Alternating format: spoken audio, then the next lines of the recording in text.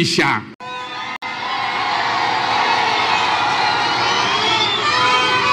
Ndugu mgombea,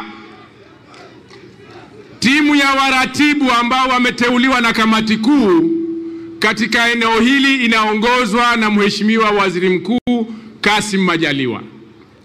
Na yeye kwa muda mrefu amekuwa mlezi wa chama katika mkoa huu. Sasa ndugu Majaliwa, tumefanya wote kazi na tunapishana katika masuala ya michezo. Yeye yuko Simba, mimi niko Yanga. Na kila tukimchapa Simba anapokea simu yangu. Na yeye akituchapa tena ametuumiza sana sisi wana Yanga, maana ana nafasi bungeni, huwa anatupiga bungeni mpaka vipigo vyake vinaingia Hansard. Sasa leo nitampigia simu ya kumpongeza. Ameiheshimisha Kagera, amemheshimisha kiongozi wetu. Huu ni mkoa wa 9 nikiambatana na mgombea wa urais. Mikoa 6 ya kanda ya Ziwa na mikoa 3 ya kanda ya kati. Nilipokuwa nikiangalia umati wa watu kwenye mikutano mikubwa na midogo njiani, na umati huo ukiwa na bashasha na furaha na utulivu, nilikuwa nikijiuliza tukiingia Kagera itakuwaje, manake ndio nyumbani. Kagera hamjaniangusha. Na hii mgombea wetu ni reception, ni mapokezi. Bado Misenyi, bado Karagwe, na kesho ni send off Bukoba mjini. Umati wa aina hii uko nchi nzima anakopita, na ni kiashiria kikubwa sana cha kukubalika kwa mgombea wa chama chetu. Ni ujumbe kwa yeyote mwenye mashaka kwamba Watanzania wana matarajio makubwa kwa mgombea wetu. Na wana Kagera tunayo matumaini makubwa na uongozi wako. Naomba nikukumbushe, ulipoingia madarakani ukafanya ziara Kagera, ukaambiwa mambo ambayo yanatufanya tuonekane tuko nyuma, na takwimu zikionyesha mkoa wetu haufanyi vizuri kama ilivyokuwa huko nyuma. Mwenyekiti ameyagusia, sitaki kurudia. Ulichokifanya, ulisema andaeni mawazo na mapendekezo ndani ya serikali na kwa wabunge, na pia ukamtuma makamu wa rais Dr. Philip Mpango kwa shughuli hiyo maalum kukusanya maoni na mapendekezo ya namna gani ya kubadilisha hali ya uchumi wa mkoa wa Kagera.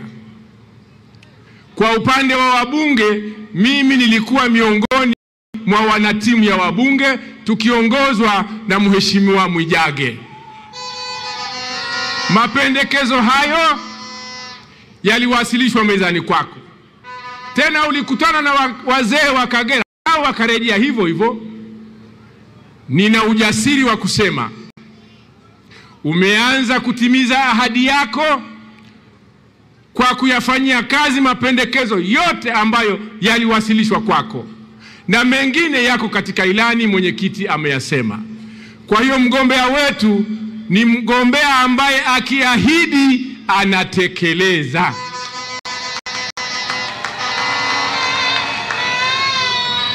Kwa mkoa wa Kagera, mwenyekiti ameshanifilisi, sitaki kurudia, lakini kuna maeneo mengine mawili ambayo ningetaka kuyasema. Ukiacha huo uwanja wa ndege, lakini mkoa wetu pia ni unaunganishwa na kanda nzima ya Ziwa. Daraja la Busisi kukamilika linahusiana na maendeleo ya kiuchumi ya mkoa huu. Reli ya SGR ikifika Mwanza ina uhusiano sana na uchumi wetu. Reli ya kutoka Tanga mpaka Musoma ikikamilika ina uhusiano sana na uchumi wa mkoa wetu. Bandari ya Msoma ikijengwa na kukamilika ina uhusiano mkubwa sana na mkoa wetu. Kwa hiyo katika uongozi wako wa miaka 10 kasoro, ukikamilisha mwaka 2030, utauacha mkoa huu umefunguka na utakuwa ni moja ya vituo vikubwa vya uwekezaji, biashara na uzalishaji. Jambo la pili muhimu sana, mnafahamu mikoa ya mipakani ina changamoto ya usalama. Na mnajua hapa ni kituo cha ushujaa katika taifa letu, ardhi ambayo ilitumika na majeshi yetu na Watanzania wote kumpiga nduli Idi Amin. Lakini hata vita iliyokuwa inatokea kwa majirani zetu, mkoa huu ulikuwa unawapokea wakimbizi. Na swala hilo lilisababisha changamoto kubwa ya usalama. Ilikuwa sio rahisi kusafiri usiku bila hata askari. Na wakati mwingine magari yanakuwa na askari na yanavamiwa na askari akiwepo. Leo mkoa wa Kagera ni salama, mipaka yetu ni salama, ujirani mwema tunauendeleza, na hilo linakuwa ni chachu ya maendeleo ya kiuchumi katika mkoa wetu. Kwa hiyo mkoa wa Kagera, tunapoamua kuichagua CCM na kuchagua wewe, tunajua kwamba tuna uhakika wa kiusalama, jambo ambalo linatuhakikishia kuendelea kufanya shughuli zetu za kimaendeleo. Jambo la mwisho, na nadhani wazungumzaji huko tunakokwenda watalizungumza, ni maeneo ya kilimo, mifugo na uvuvi. Vibao vinakuonyesha hapo ukisoma. Kwa mfano wilaya hii ya Muleba, mapato yake makubwa yanategemea uvuvi. Kwa hiyo sera nzuri za maendeleo ya uvuvi zitatusukuma sana kimaendeleo. Na katika ilani kuna ahadi ya kuunda chombo mahususi cha kusimamia maendeleo ya uvuvi. Chombo hicho kikiundwa kitatusaidia sana.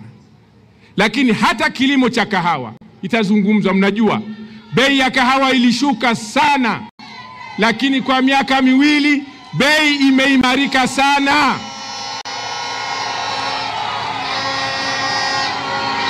Wazungumzaji wa Karagwe na Misenye na uhakika na kesho watakueleza uongozi wako ulivyobadilisha tasnia ya kahawa. Na leo sasa hivi wakulima wameanza kulima kahawa, huko nyuma walishaanza kung'oa kahawa.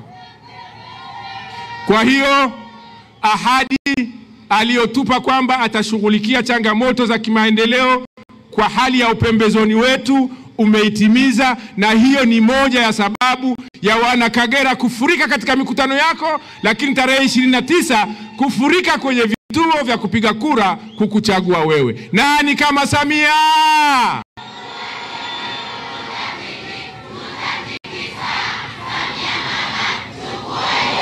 Asante sana.